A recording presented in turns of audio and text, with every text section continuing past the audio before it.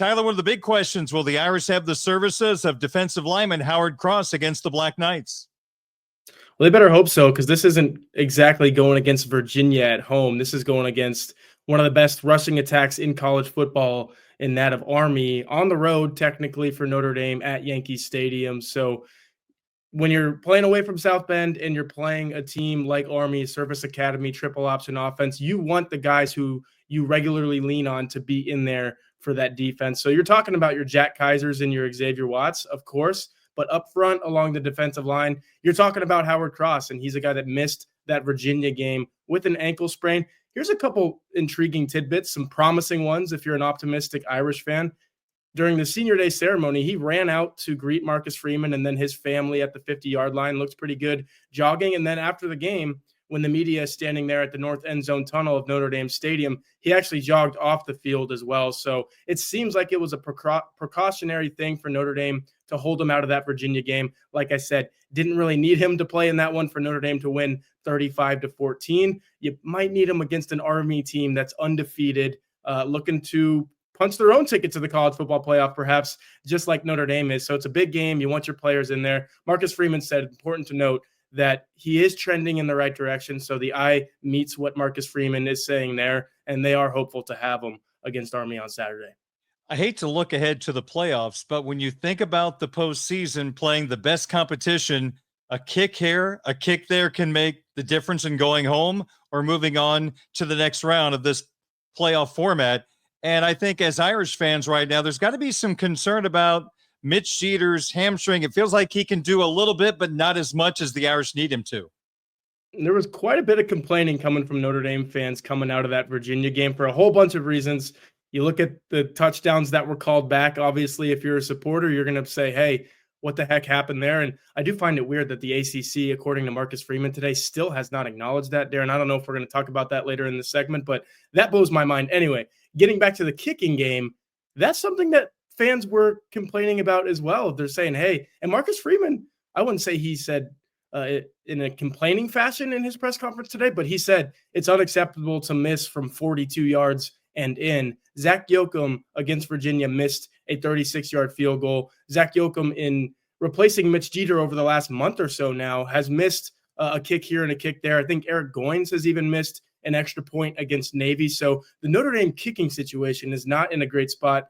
What Marcus Freeman said about Mitch Jeter, who's been battling a hip injury, like I said, for about a month now, is that he's got like a line where he feels comfortable right now, and that's only at about 42 yards. So he kicked some extra points against Virginia, looked good doing so, but we saw him miss a field goal. I can't remember off the top of my head exactly how long that was. I think it was in the 40-ish yard, 40 to 45-yard range against Florida State, I believe it was. And Darren, that kick did not look very good, came off the foot, and just it looked like one of my snap hook drives on the golf course, man, and that's not what you want. If you're Mitch Jeter, a guy who's been so successful and so accurate in his career going back to South Carolina. We've even seen it this year when he's not getting blocked against Northern Illinois. He's usually making a field goal for Notre Dame. So that's the Mitch Jeter that Notre Dame wants back.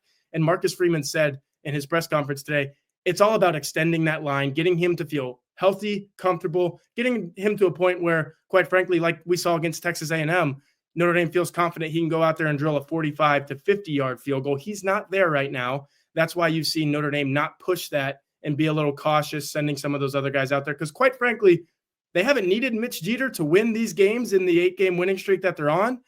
But what if you need him against Army at Yankee Stadium? What if you need him on the road against USC, a couple of games that Notre Dame needs to win to get into the college football playoff?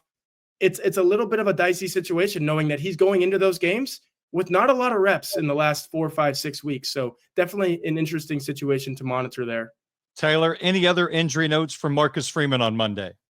Yeah, so Howard Cross and Devin Ford, the special teamer, also, third or fourth string running back. Those are the only two guys on the 2-deep depth chart that Notre Dame puts out every week that are questionable for this Army game. So given what you have with Notre Dame, and you've lost a lot, that's the, there's two sides to every coin type of thing. You've lost a lot if you're Notre Dame. Ben Morrison, Boubacar Traore, Jordan Botelho, Ashton Craig, the list goes on and on there. But what Notre Dame is working with in November, they're working with a pretty healthy roster. So Those are the only two questionable guys. Like I said, you probably do see Howard Cross, considering what we've seen from him since he did injure that ankle against Florida State. I think the prognosis is looking positive there. Devin Ford, big-time special teamer, plays across every single unit, punt and kick, and return on both of those phases as well. So you'd like to have him in the lineup, but he is questionable. He's dealing with a right groin injury, I believe. Not sure what the status is there. Marcus Freeman didn't say a whole lot. Didn't say a whole lot about the other guys either that have been ruled out for the season. We know some of those guys are out, right? The guys who have injured their knee this season, they're not coming back. Benjamin Morrison had hip surgery. He's not coming back. But you forget about some of the guys that Notre Dame lost preseason. Charles Jagasaw with the pectoral muscle injury. He had surgery on that. People were saying, hey, maybe we see him in December or January or something. Not happening. He's out for the year. Jabron Payne is another guy that has been out for quite a while. He had ACL surgery, I believe it was, in the summer. He was a guy that you really thought, okay, if Notre Dame needs running back depth in December or January, could he be there? Not happening either. Marcus Freeman said that he's out for the year. So anyone that Marcus Freeman has said not playing this year, that remains the case. They are not going to suit up for Notre Dame, even if it's a long and lengthy playoff run. Tyler, I don't think injuries are going to prevent the Notre Dame defense from being stellar week in and week out. It's amazing. Yeah, and it really starts with the pass defense, which is number one in pass efficiency across the country. Again, they took over that number one spot from Texas this past weekend. But when I say it starts with the pass defense, that's a whole lot of things. And I think Marcus Freeman has described that even in the post-game press conference after that Virginia win. He was asked point blank, what makes this pass defense so good? And Marcus Freeman said, well, I can't tell you one thing. It's a lot of things. It's obviously Xavier Watts, who won the Bronco Nagurski Trophy last year, is the best player, defensive player in college football. He might win that again. He might win the Thorpe Award. Like, he's that good. But it's also the Howard Crosses of the world. Riley Mills is a guy who's playing his best football of the season when you need Notre Dame needs it the most.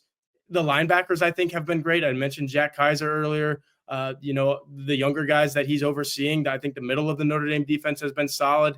And the back end obviously has so many guys. You can lose a Benjamin Morrison and still have the number one pass efficiency defense in college football. That is so impressive. It's a testament to Christian Gray, Leonard Moore, everyone kind of stepping in. Ryan Clark, Jordan Clark has been tremendous as Notre Dame's nickel corner this season. It's like you look at every single spot on the defense, and even with some of these injuries, you say, yeah, I think Notre Dame is fine there.